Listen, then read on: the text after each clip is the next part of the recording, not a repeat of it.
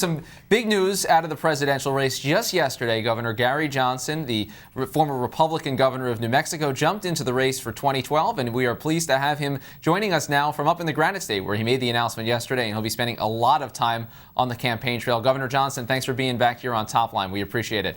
I want to start, dive right into the budget debate that we're having in Washington and beyond, and give us a sense of how you're watching this. What would the federal government look like under a Johnson administration? What are the differences people would notice?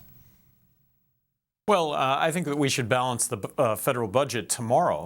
I think we're on the verge of a financial collapse in this country, and I base that on the fact that we have $14 trillion in debt that we absolutely cannot repay if we're racking up $1.6 trillion in new debt this year and years to come. So I would advocate balancing the federal budget tomorrow. I'm optimistic.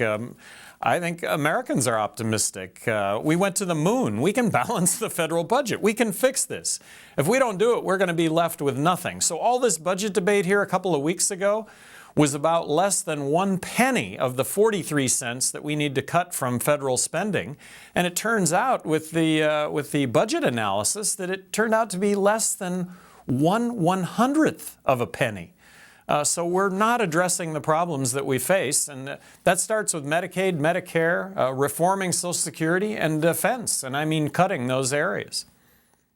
All right, well, let's dig into that for a second. There is one Republican who has put a plan forward to balance the budget. Granted, it takes a while to get there, but that's Paul Ryan, and he does take on entitlements, as you're discussing.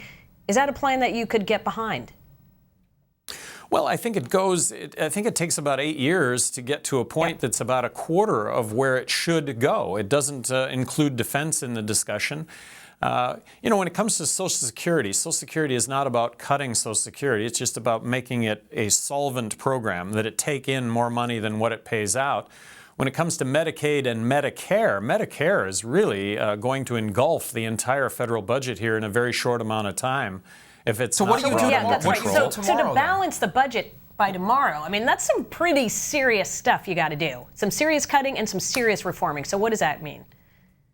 Well, so when it comes to Medicaid and Medicare, and I'll just throw this out as suggestions, but this is the debate that we should be having. The federal government could cut Medicaid and Medicare 43%, block grant the states a fixed amount of money, 50 laboratories of innovation that would be delivering health care to the poor and those over 65.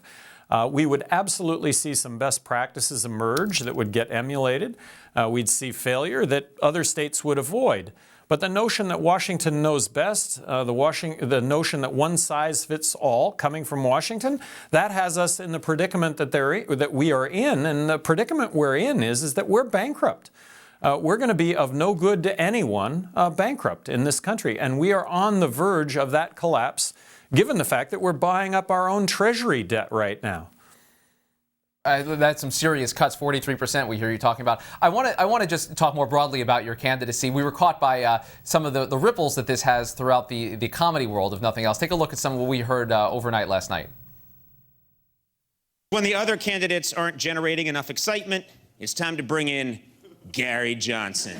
Gary Johnson? Yes, the Gary Johnson. And I think I speak for us all when I say, who the hell is Gary Johnson? Okay, so what's your comeback to the late night comics and a lot of pundits who say, who is Gary Johnson and how is he going to make a difference in this race? Well, you can't deny that I am the underdog. I'm a two-term governor of New Mexico. I wouldn't be in this race if I didn't think I could do this job and do a good job at this job. I'm in New Hampshire right now because New Hampshire plays a key role in politics in this country, and that is that it's really the first primary state. And it's a state where you got to go out and meet everybody, and you got to cuss and discuss and debate the issues, which is a terrific environment. And I'm going to be engaged in that environment here and possibly go from obscurity to, a prominence when it comes to the issues of the day. It's interesting that you chose New Hampshire. You're right, it is the first primary, but as a Western governor, there's also this other Western state, Nevada, that's early in the process as well. Why not kick off out west? Why come out east?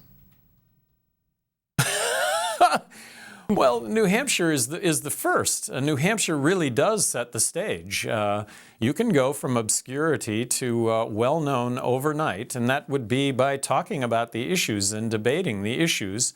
And so, I visited 34 states in the last 16 months. And I have to tell you, the environment here in New Hampshire is really terrific. It's really about the issues. It's about everybody in the state getting to know every single candidate. And so there's a vetting that takes place here that sets the stage for the rest of the country and the rest of the election. So that's why I kicked off in New Hampshire. It's extremely important in this whole equation. You don't also have to have a whole lot of resource here to end up making a big impact in the whole national debate. Is part of the reason you went to New Hampshire as well because you're running as a pro-choice, pro-gay marriage, pro-legalized marijuana candidate. New Hampshire known for being more independent-leaning. Did you think your message would go better in New Hampshire?